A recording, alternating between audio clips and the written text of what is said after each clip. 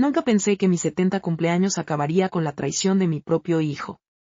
Había preparado una bandeja de cupcakes con mis propias manos, receta de mi madre, con ese toque de vainilla que siempre le sacaba una sonrisa a David de niño, y al salir al pasillo, todavía con el delantal puesto, los oí. David estaba en la cocina, riéndose, esa risa hueca que usaba cuando pensaba que nadie escuchaba. Ella es básicamente un cajero automático con piernas, dijo. Le lanzo una mirada triste y, ¡bam!, me suelta los ahorros como por arte de magia. Mi corazón se detuvo. Apreté la bandeja con fuerza. ¿Eso decía de mí, la voz de Rachel? Su prometida le siguió con un tono burlón. Pagó tu deuda. Pagó esta casa. Pagó nuestra luna de miel. Ahora puede pagar su propio asilo, ¿no? Quise gritar, quise dejar caer la bandeja y marcharme, pero me quedé ahí, petrificada. Temblando, retrocedí sin hacer ruido hasta mi habitación. Cerré la puerta y, con las manos todavía cerradas a esa bandeja, me senté al borde de la cama. La bandeja vibraba en mis manos, pero no era por el peso. Era por la rabia, por la tristeza, por ese agujero negro que se abría en mi pecho. ¿Tanto había cambiado mi hijo? Recordé cuando lo sostenía de bebé mientras lloraba por su padre. Muerto demasiado pronto. Los turnos dobles, los sacrificios, las cenas que nunca compartí con amigas, porque él siempre tenía prioridad. Cada centavo, cada sueño pospuesto.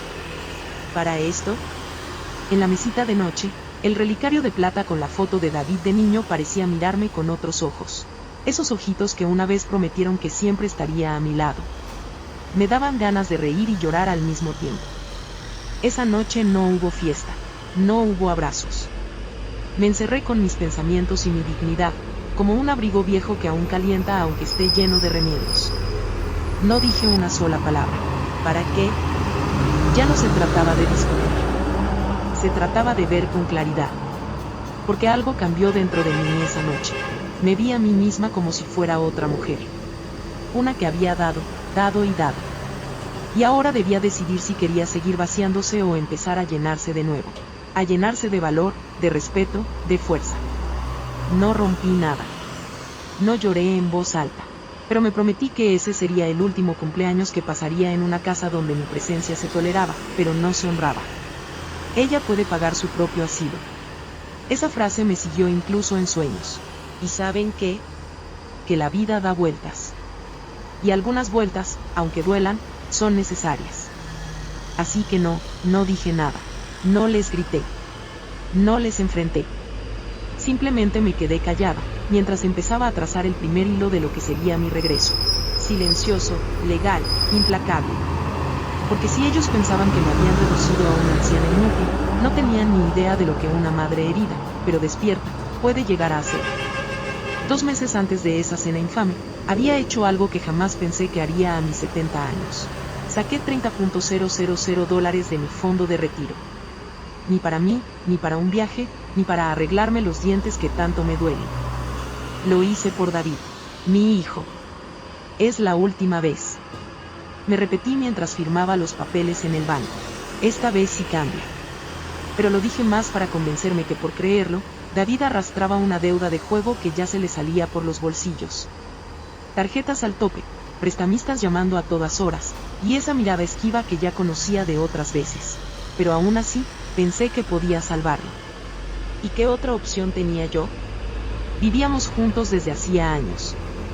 Desde que enviudé, David había vuelto a casa con la promesa de ayudarme. Para que no estés sola, mamá, decía.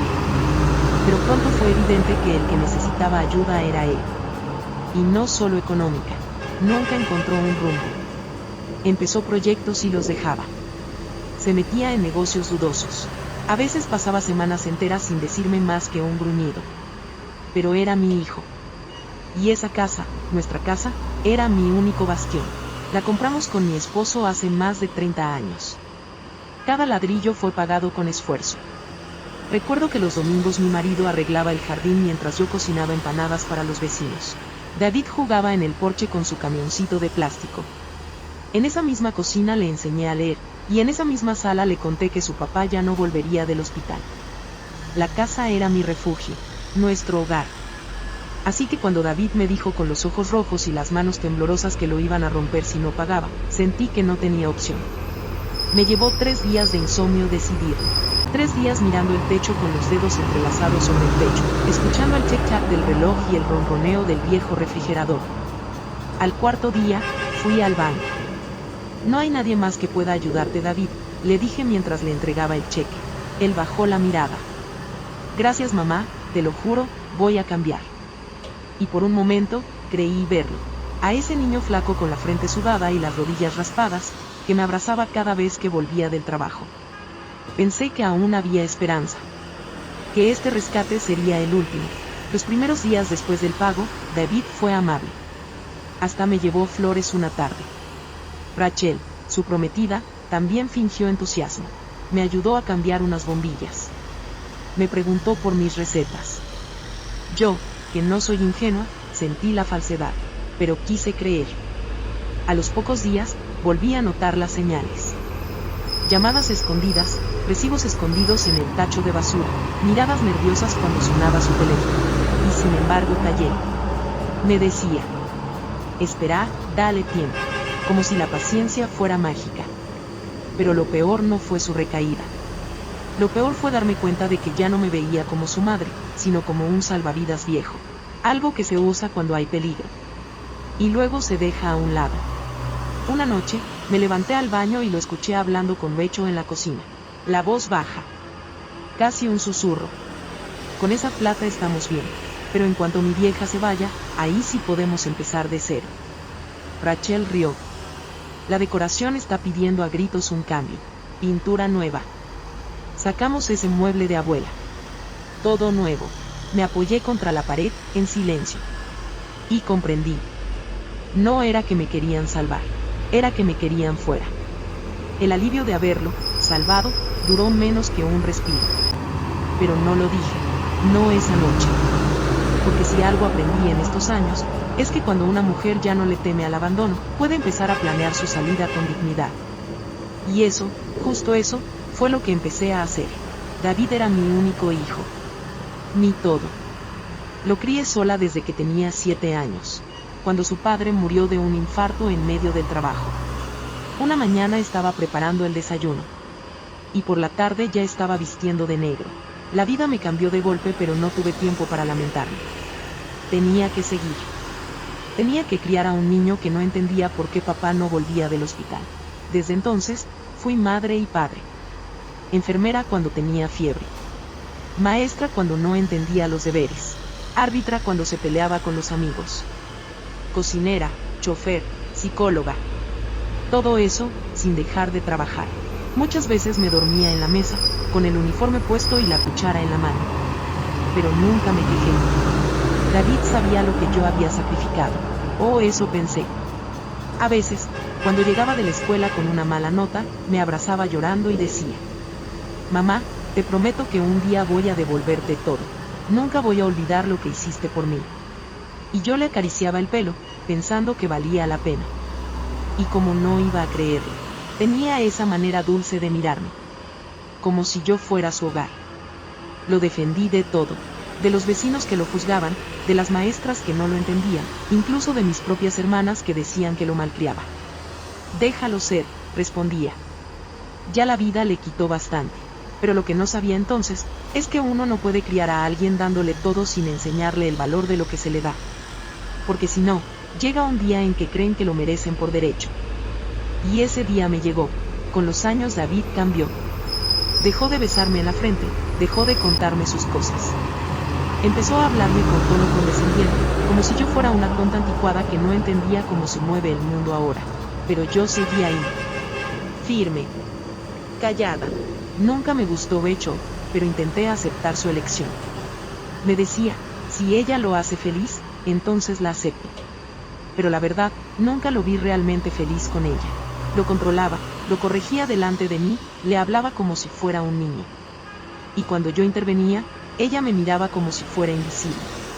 Un día sin querer, abrí el cajón del escritorio donde David había dejado una carta.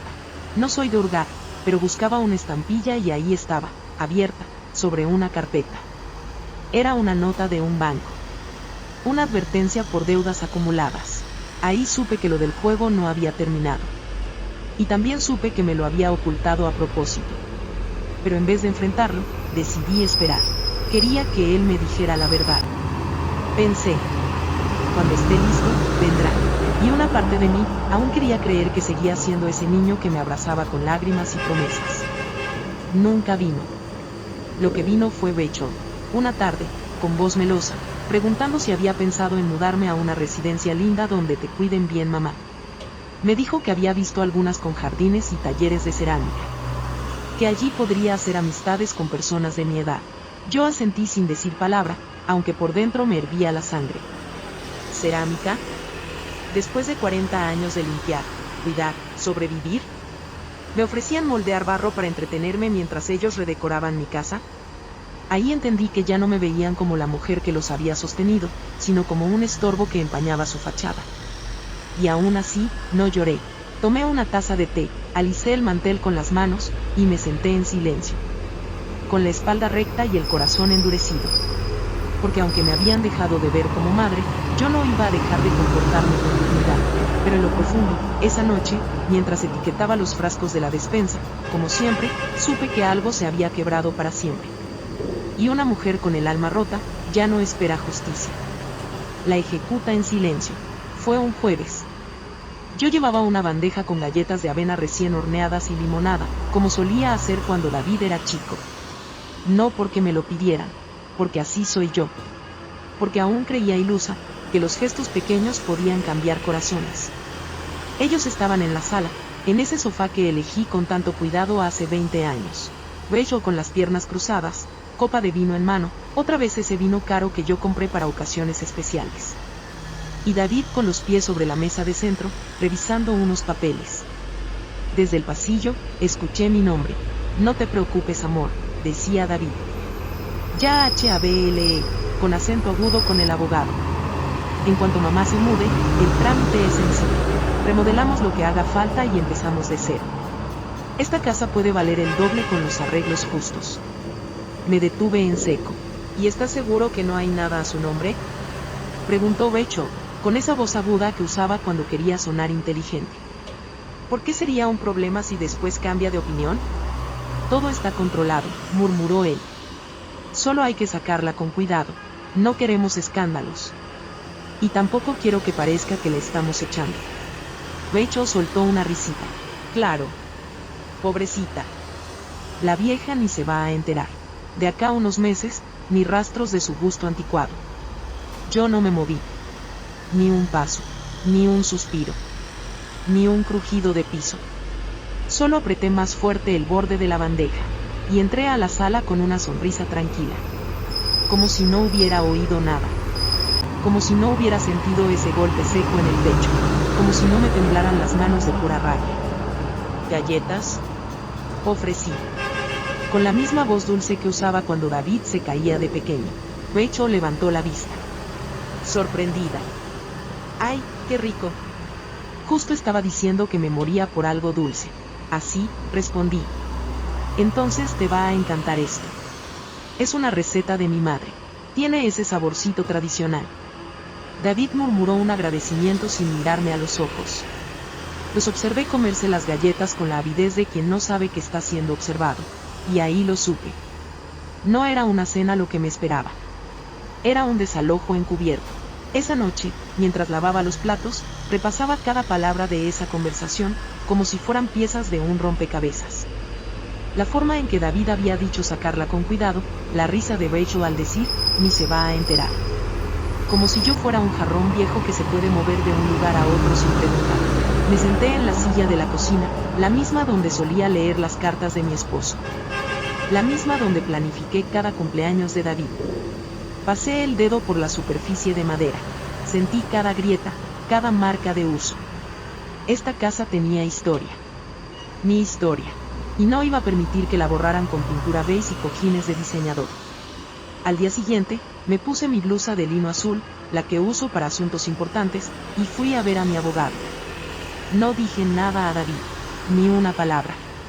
Porque hay momentos en la vida, en los que una mujer debe dejar de suplicar, para empezar a actuar. Quiero saber si esta casa sigue estando a mi nombre, le dije al abogado con voz firme. Y si es así, quiero saber exactamente qué derechos tengo. Él revisó los papeles. Tardó unos minutos. Y luego asintió. Linda, usted es la única propietaria. Nadie puede echarlo. Y si decide echarlos usted, también puede hacerlo. Lo agradecí sin emoción. Porque no era alegría lo que sentía. Era algo más profundo. Más frío. Era el inicio. A la mañana siguiente, con la tetera todavía humeando y mi taza de manzanilla entre las manos, hice algo que nunca antes había hecho. Busqué en internet la palabra erección. Me sentí un poco ridícula, lo admito. A mis 70 años, yo que aún uso el mismo diccionario desde 1983. Ahora preguntándole al Google cómo sacar a mi propio hijo de mi propia casa. Pero no era simple curiosidad, era estrategia. Llamé de nuevo al abogado. No quería dejar cabos sueltos. Quiero saber qué se necesita para iniciar un proceso de desalojo. Si la persona que vive en la casa no paga alquiler, no tiene contrato y no es propietaria. Hubo un silencio breve del otro lado. Luego, su tono cambió. ¿Está usted bien, Linda? Estoy perfecta, le respondí. Solo quiero estar informada. Y entonces, como quien limpia su casa para recibir visitas, empecé a ordenar mis papeles. Busqué la escritura original, las facturas a mi nombre, los comprobantes de impuestos. Todo estaba intacto, como yo lo había dejado desde el día que enterré a mi esposo. Porque si algo aprendí en esta vida, es que una mujer debe tener sus cosas en orden. Incluso cuando nadie cree que valen la pena. Esa misma tarde, me fui al club de lectura. No era solo por los libros. Era por la compañía, todas mujeres como yo. Curtidas, pacientes, silenciosamente poderosas. El tema del día era un clásico, la edad del desdén, si mal no recuerdo, pero yo no podía concentrarme. En mi mente, la escena del sofá, la bandeja, la traición. ¿Y ustedes alguna vez sintieron que después de dar todo, las daban por descartadas? Pregunté sin mirar a nadie. Se hizo un silencio distinto. Una de las señoras, Clara, ex jueza retirada, siempre con su bufanda de seda, me miró por encima de las gafas. ¿Qué pasó, Linda? No estoy segura aún, respondí, pero tengo la sensación de que me están empujando a salir de mi propia vida. Ella asintió. Y no dijo nada más. Pero esa noche, cuando volví a casa y me serví una copa de vino, uno barato, nada de reservas elegantes, sentí algo que no sentía hacía tiempo. Claridad. Como si de pronto entendiera que no se trata de escándalos ni de dramatismos, que hay formas silenciosas, firmes, legales, de recuperar lo perdido. Al día siguiente, llamé al abogado una vez más. Esta vez, mi voz no temblaba. Quiero consultar sobre las cláusulas que protegen al dueño de casa cuando un huésped se queda más de lo permitido. ¿Vacaciones familiares o convivencia extendida?, preguntó él. Digamos una visita que se alargó más de la cuenta.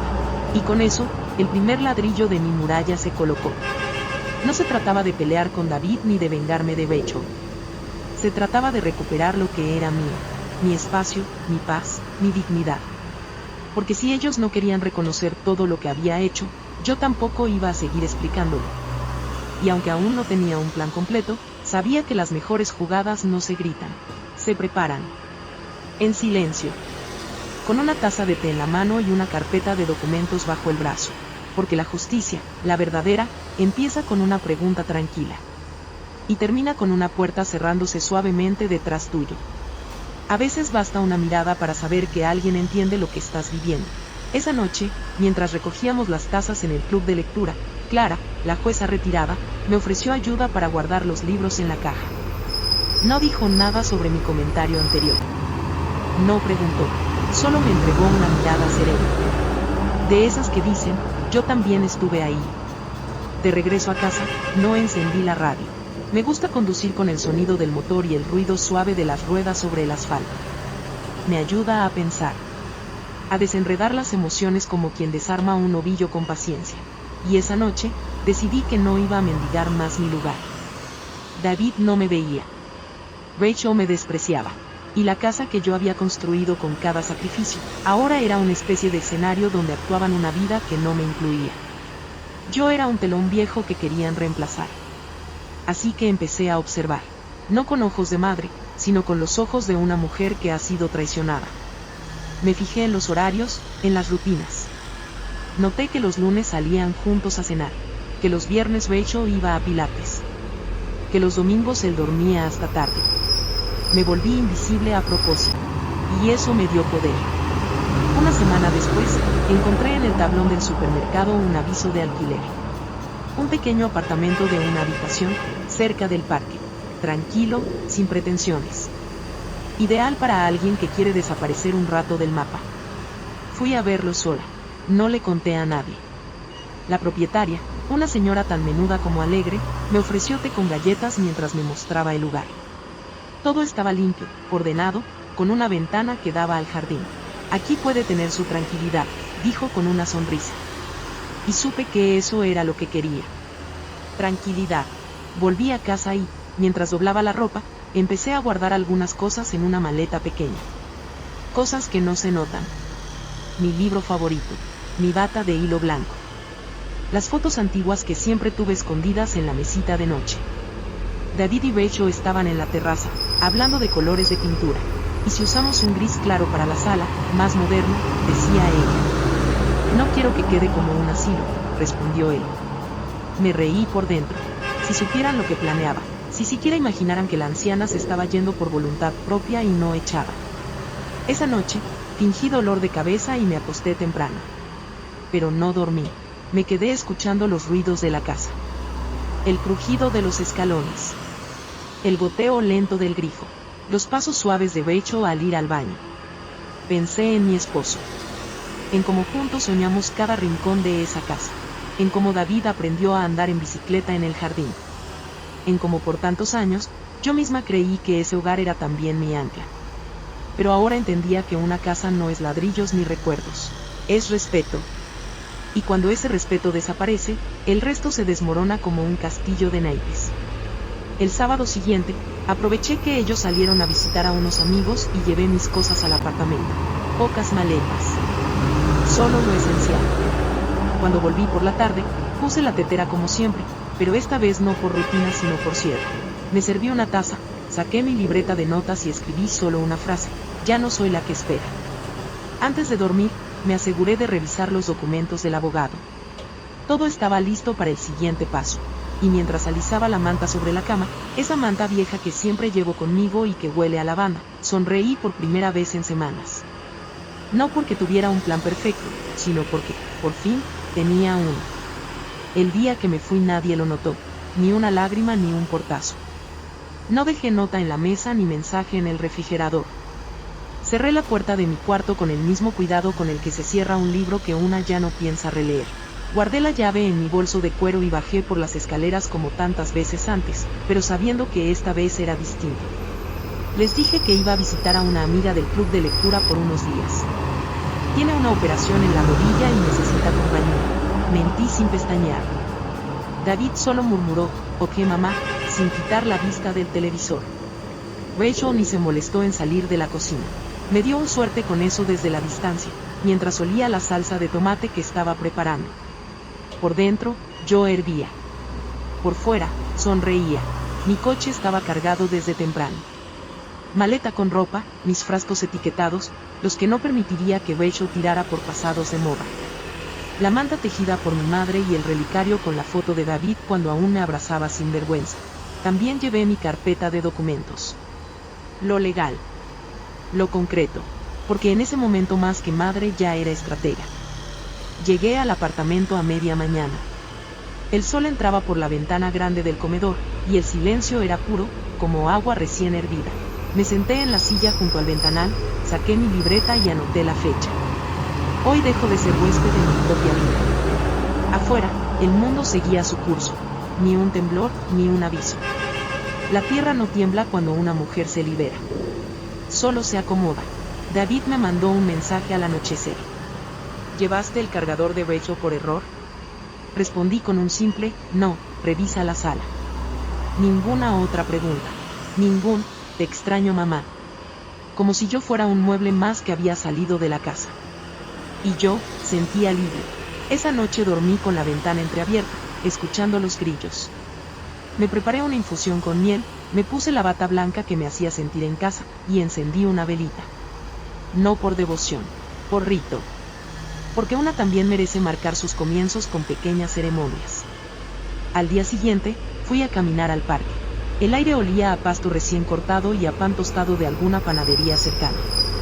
Vi parejas jóvenes, ancianos jugando ajedrez, niños corriendo detrás de una pelota. Nadie sabía que yo estaba ahí empezando de nuevo. Y eso me gustó. Pasé por la librería y compré una novela de misterio. Una de esas donde la venganza llega en forma de silencio, con pruebas firmadas y sobre certificados. Al volver, preparé una lista. Nada de compras ni recetas. Era la lista de los próximos pasos. 1. Notificación legal. 2. Cambio de cerraduras. 3. Traslado de pertenencias importantes. Y al lado, anoté algo más. Recordar que esto no es castigo. Es justicia, porque no se trataba de hacer daño. Se trataba de volver a poner orden donde reinaba el abuso. No iba a gritar, no iba a acosar. Ya no. Iba a actuar. Mientras ellos creían que estaban remodelando su futuro, yo ya había empezado a desmontar su ilusión. Ladrillo por ladrillo. Y como buena madre les estaba dejando justo lo que se merecía. Una lección que no se olvida. Una semana. Solo eso bastó. Una semana de visita a mi amiga, como ellos creían, para que Rachel y David mostraran quiénes eran realmente. Como hienas hambrientas que piensan que la leona ha muerto, empezaron a devorar lo que quedaba de mí. El lunes por la mañana, estaba leyendo tranquila en mi nuevo apartamento cuando sonó el celular. Era Gloria, mi vecina de al lado. Una mujer discreta, de esas que siempre avisan cuando se corta la luz o cuando alguien deja basura donde no debe. Linda, no sé cómo decirte esto, pero están sacando tus cosas a la vereda. Mi corazón dio un vuelco. ¿Qué cosas? Todo, cariño. Tu sofá, las plantas, incluso los frascos de la cocina. Están afuera. David y Rachel dijeron que pensaban que no ibas a volver. No lloré, no grité. Gracias, Gloria. ¿Podrías hacerme un favor? Sácale una foto. Colgué sin agregar una palabra más. Y ahí estaba. Una imagen. Mis muebles, mi sillón de lectura, las sillas que compramos con mi esposo en un remate hace años. Todo tirado en la vereda como si fueran desperdicios. Como si yo nunca hubiera existido en esa casa. Rachel salió en la foto también, con una copa en la mano y una sonrisa en la cara. Como si celebrara una victoria. David no se veía, pero lo imaginé. Adentro, ordenando la sala, eligiendo colores nuevos, haciendo espacio para su vida, sin mí. Ese fue el momento exacto en que algo dentro de mí hizo clic. Ya no era tristeza. Era otra cosa. Una frialdad nueva, parecida al acero. Esa misma tarde, llamé a mi abogado. Adelante con todo, le dije. ¿Estás segura?, preguntó. Porque esto ya no es solo una advertencia legal. Vamos directo. Directo, confirmé. Y sin freno. Esa noche, tomé mi té mirando la luna por la ventana del apartamento. Me arropé con mi manta vieja y anoté en la libreta. Los que te echan como basura no merecen ni un minuto más de tu duelo. Ya no iba a mendigar cariño, ni respeto, ni perdón. La casa seguía a mi nombre. La traición también. Al día siguiente se entregó el aviso formal de ocupación indebida. Lo firmó mi abogado con todo en regla. Nombre, escritura, pruebas. También adjuntamos fotos de mis pertenencias en la calle. Desalojo de hecho, lo llamó. Un término legal que, traducido, significa, me sacaron sin derecho. Y ellos, allá, en México. Bronceándose. Celebrando su luna de miel con mi dinero, durmiendo en sábanas blancas mientras sus maletas descansaban en suites con vista al mar. No sabían lo que les esperaba. A veces, la justicia tarda. Pero cuando llega, no toca la puerta. La tumba. Y esta vez, sería legal. Fría. Impecable. Esa noche, dormí como hacía años no dormía.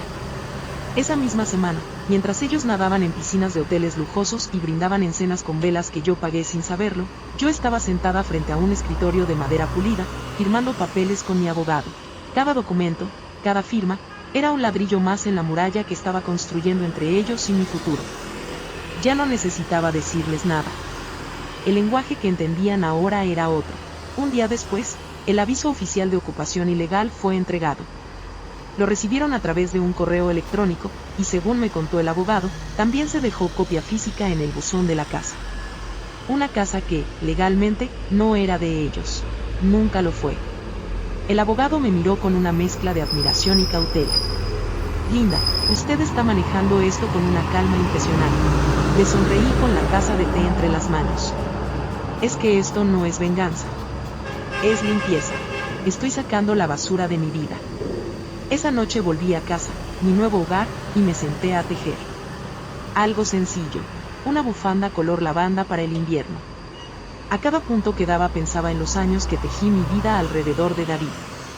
Cada sacrificio, cada renuncia, cada promesa rota. Y ahora, punto tras punto, me estaba tejiendo otra historia. Una sin él. Una sin ellos. No me dejé llevar por la ansiedad. Ya no. Aprendí que la verdadera fuerza no es reaccionar, es resistir sin perderse. Unos días después, recibí otro mensaje de Gloria, la vecina. Pasaron unos muchachos hoy, preguntando si podían llevarse los muebles que dejaste. Rachel les dijo que se los llevaran, que eran cosas viejas sin valor. Le pedí que no interviniera. Ya nada de eso me dolía. Gracias por avisarme, le escribí. Y si ves a alguien más queriendo llevar algo, déjalos. Ya no me pertenece, porque lo que yo necesitaba recuperar no eran sillas ni floreros, era mi lugar. Mi paz. Mi historia. En mi nuevo apartamento, el silencio ya no me asustaba. Era distinto al de antes.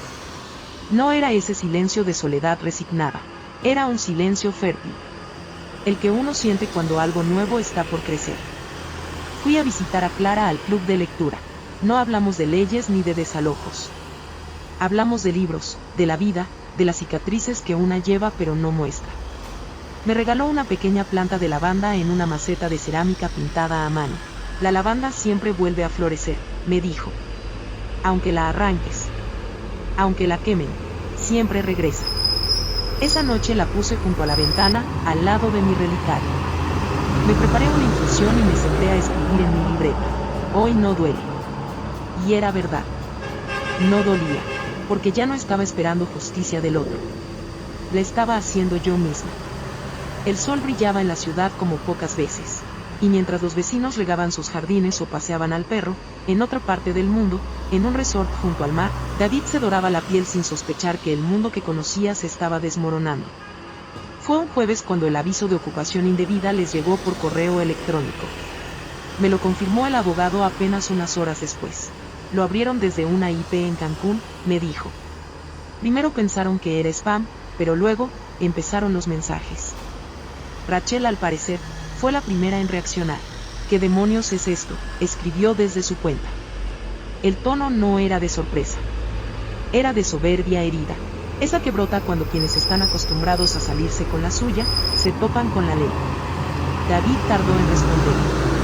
Me lo imagino mirando el celular, sudando, la copa de cóctel en una mano, intentando entender cómo un papel electrónico podía tener tanto peso.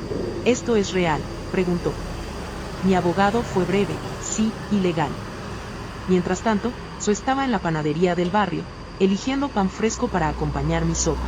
Saludé a los vecinos, compartí una sonrisa con la dueña, y hasta recibí una invitación para un almuerzo comunitario. Como si nada estuviera ocurriendo. Porque en realidad, nada ocurría en mi mundo. Todo ocurría en el de ellos. Y eso para mí, era suficiente.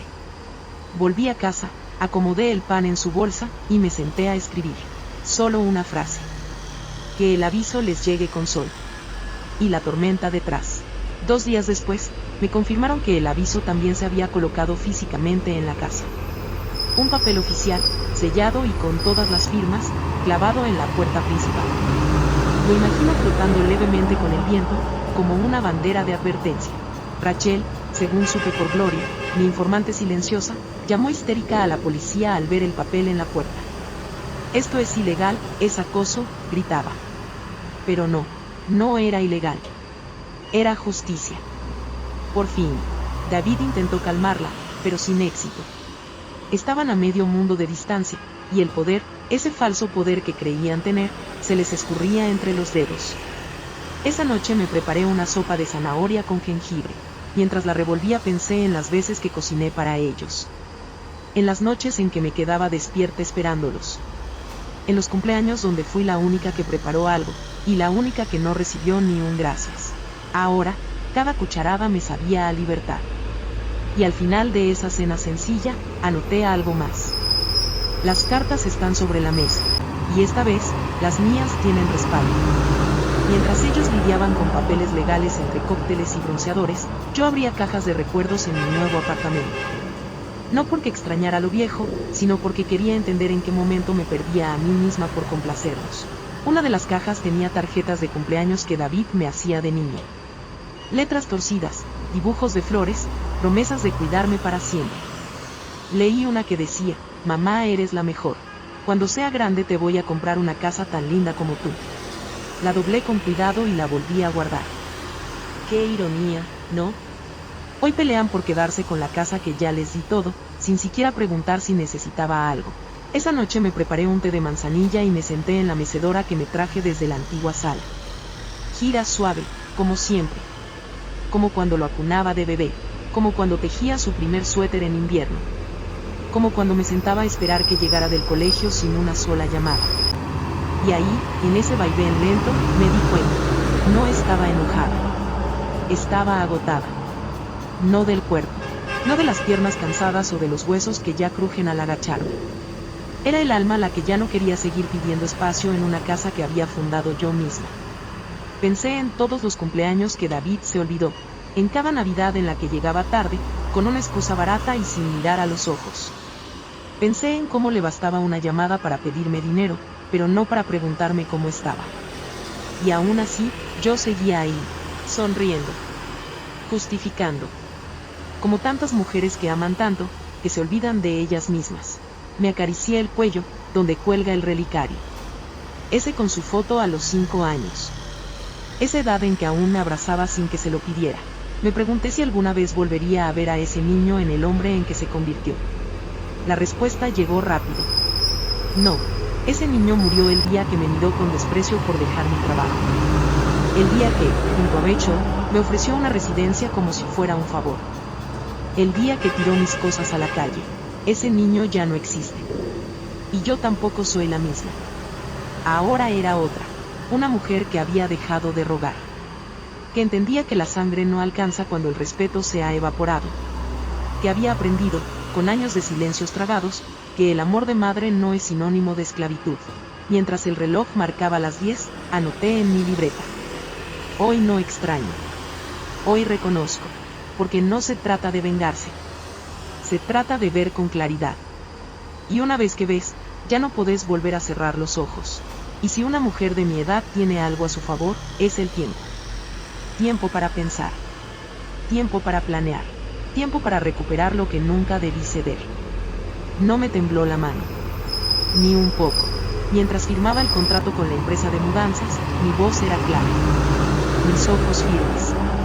Necesito todo fuera antes de lunes, les dije. Solo lo que figura en esta lista. El resto, que lo donen o lo tiren. Y en esa lista no estaba el sofá nuevo de Rachel, ni las cortinas que ella insistió en cambiar. Tampoco el espejo enorme que colgaron sobre la chimenea sin preguntarme, como si quisieran borrar todo rastro de mí. No. Lo que me llevé fue mío. La mecedora. El reloj de pared que aún suena cada hora, con su golpeteo suave como un latido.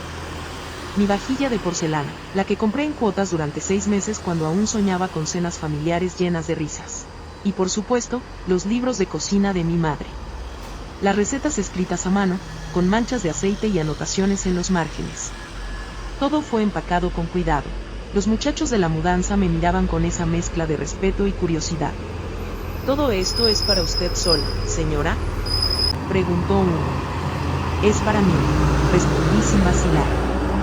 Y eso basta. Mientras ellos se encargaban del trabajo físico, yo me ocupé con acento agudo de lo simbólico. Llamé a un cerrajero de confianza. Uno que me había recomendado Clara. Cambió las cerraduras en menos de 1 hora. 3 juegos de llaves. Uno para mí. Otro para mi abogado. Y uno más, para nadie. Pegué una nota en la puerta. Acceso restringido por orden judicial. El silencio en la casa era denso, pero no hostil. Era un silencio de transición. como cuando un bosque queda quieto justo antes de florecer. Los vecinos, al ver la camioneta de mudanzas y al cerrajero, comenzaron a susurrar. No me importó. Que hablen, que inventen, que se pregunten como una mujer como yo, callada, invisible, podía estar tomando el control. A veces, la mejor estrategia es que te subestimen. Ese sábado por la tarde, la casa ya estaba vacía de mi presencia. Me quedé sola en el centro de la sala, mirando alrededor. Las paredes seguían en pie, sí, pero el alma de ese hogar, mi alma, ya no vivía ahí. Me senté una última vez en la mecedora, solo para cerrar el ciclo. Encendí una velita de lavanda, respiré hondo y susurré al aire. Gracias por todo. Me voy entera. Esa noche, mientras ellos subían fotos en la playa, con piel dorada y copas en la mano, yo estaba en mi nuevo apartamento, rodeada de cajas que olían a pasado, pero prometían futuro. Y dormí como un bebé. Porque ya no era víctima. Era arquitecta de mi regreso. Y la estructura que estaba levantando, no se derrumba con una traición. No fue un grito. No fue una llamada. Fue un portazo mudo e invisible, que se dio en su cara justo cuando más confiados estaban. David y Rachel regresaron de su luna de miel un martes por la tarde.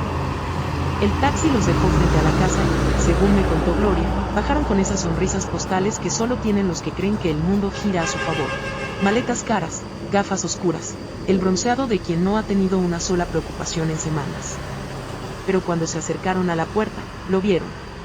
El cambio de cerradura, y la notificación judicial, pegada con cinta gruesa y un sello oficial bien visible. Gloria, desde su ventana, me dijo que Rachel fue la primera en reaccionar. ¿Qué demonios es esto?, gritó con la voz rota por la sorpresa. Intentó abrir la puerta claro. La jaló, la golpeó, pateó el escalón de pura frustración. Nada se movió. ¿David? Él se quedó helado, con el celular en la mano, como si esperara una explicación mágica. Como si el papel en la puerta fuera un error, un mal chiste. Como si todavía no entendiera que había cruzado una línea de la que no se vuelve. Yo estaba adentro, en mi casa, sentada en mi mecedora, con una taza de té caliente entre las manos. Escuché los golpes, los gritos, la desesperación. Pero no me levanté, simplemente me balanceé. Suave. Como lo hacía cuando él era bebé y lloraba por miedo a la oscuridad. Irónico, ¿no? Ahora era él, el que lloraba. Solo que esta vez, yo no iba a consolarlo. Cuando el golpeteo se volvió incesante, me levanté y abrí una pequeña ventana lateral. Solo lo suficiente para que me viera la cara. Nada más. Mamá, dijo con esa voz forzada que solo usaba cuando quería algo. ¿Qué es esto? ¿Qué hiciste? Lo miré. Fríamente. Con la calma de quien ya no tiene miedo. Lo que debía haber hecho hace años. Rachel, detrás de él, gritaba al teléfono. Probablemente con algún abogado improvisado. Ella no puede hacer esto. Es ilegal. Es nuestra casa. Me reí por dentro. Nunca fue tuya. Le dije con voz baja. La casa siempre estuvo a mi nombre. Solo te presté las llaves. David se quedó sin palabras. Yo continué. Ustedes me sacaron. Me tiraron a la calle como si fuera un mueble viejo. ¿De verdad creías que me iba a quedar callada? Él intentó acercarse. Pero no lo dejé. No quiero más discusiones. Todo lo que quieran decirme, díganselo a mi abogado. Y con eso, cerré la ventana. Sentí sus gritos apagarse al otro lado del vidrio, pero no me importó. Ya no. Esa noche, dormí allí mismo, en mi cama. La original. La que nunca debió ser tocada por manos ajenas. Y por primera vez, en mucho tiempo, el silencio no me pareció vacío. Me pareció justo. Porque no era un silencio de sumisión. Era el silencio de la victoria. A la mañana siguiente, lo intentaron todo. Llamadas, mensajes, incluso un ramo de flores barato dejado en la reja. Como si un poco de perfume sintético pudiera borrar años de desprecio. No respondí. Estaba en la cocina, alisando el mantel con calma, como siempre lo hacía. Puse la tetera a hervir, saqué mi taza favorita, la que Rachel escondió una vez porque no combinaba con el nuevo estilo, y me senté junto a la ventana abierta. Fue entonces cuando lo escuché. David. golpeando el portón de hierro con la palma de la mano. Mamá. Hablemos, por favor. No me moví. No puedes hacer esto. Soy tu hijo. Esa frase, soy tu hijo. Como si el título le bastara. Como si la sangre fuera una llave que abre cualquier puerta, aunque uno haya pateado el marco. Abrí una de las ventanas del costado. Solo un poco. Lo suficiente para que me viera. Estaba despeinado, con las maletas aún en la acera. Rachel había desaparecido. Supongo que se fue apenas entendió que no habría entrada triunfal. Mamá. No nos puedes dejar afuera así, después de todo lo que hicimos. Ahí sí me reí. No fuerte, no cruel. Una risa corta. Húmeda. ¿Después de todo lo que hicieron? ¿Querés que te recuerde? Me echaste de mi propia casa. Tiraste mis cosas a la calle. Cambiaste la cerradura. Usaste mi dinero para emborracharte bajo el sol, con una mujer que nunca me miró a la cara. Yo no sabía que todo seguía tu nombre. Rachel me dijo que, exacto. Lo interrumpí. Te dejaste guiar por alguien que no me conoce. Y lo más triste, es que vos tampoco me conoces. Intentó hablar, pero levanté la mano. No quiero más excusas. No quiero más promesas. Pero mamá, no. Esa palabra fue más fuerte que cualquier grito. Pueden pasar esta noche en un motel. Ya les pagué una habitación. No porque los quiera ayudar, sino porque me niego a ser como ustedes. Pero a partir de mañana, cualquier contacto, va por abogado. La expresión en su rostro cambió. Primero sorpresa. Luego humillación. Finalmente, ese enojo infantil que siempre tuvo cuando las cosas no salían como quería. Rachel apareció al fondo. Con el teléfono pegado a la oreja y cara de derrota. Dijo algo en voz baja. Y luego se alejó sin mirar atrás. David se quedó parado ahí, mirando la casa. Mi casa. No dijo nada más. Y yo. Cerré la ventana. No con rabia. No con tristeza. Con paz. Una paz extraña. Antigua. La que llega cuando una mujer deja de sacrificarse por quienes no la ven. Me serví otro té. Acomodé el libro de recetas sobre la mesa. Y por primera vez en mucho tiempo, sonreí. No porque todo estuviera resuelto, sino porque yo ya no tenía miedo. Y cuando una madre deja de tener miedo, no hay poder más firme. No pasaron ni 10 minutos desde que cerré la ventana cuando el celular vibró. Un mensaje de David. Corto, sucio. No esperaba esto de vos. Lo leí una sola vez. No contesté. Porque ya no era mi trabajo explicarle lo que él, como hombre adulto, debería haber aprendido hace años. Que el amor no es obediencia, que la gratitud no se compra con chantaje. Y que una madre, por más que perdone, también se cansa.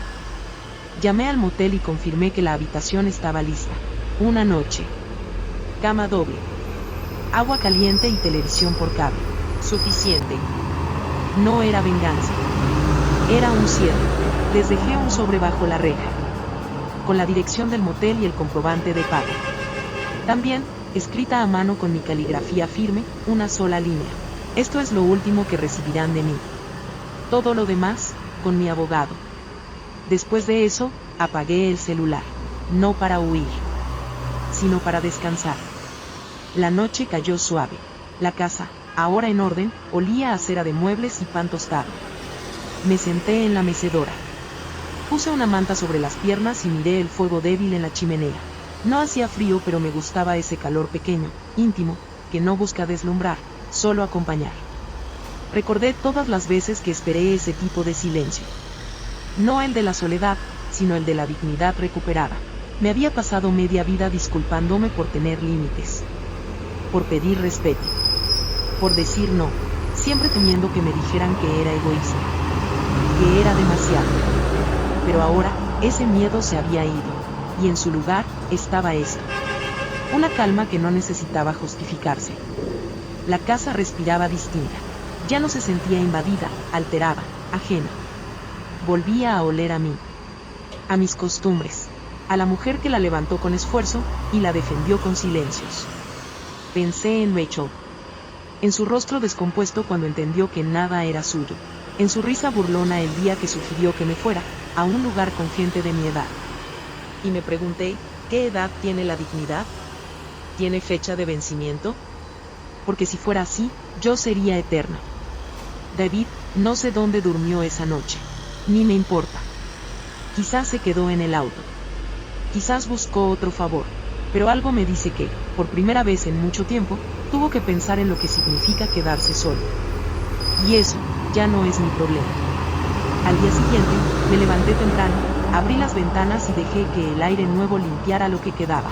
Preparé galletas de avena. No por costumbre. Por gusto, las puse en una bandeja. Serví té para mí. Y me serví también una sonrisa. Pequeña. Íntima. Pero real, porque el mayor triunfo no fue recuperar la casa. Fue recuperar la voz. Y esa, ahora no se calla más.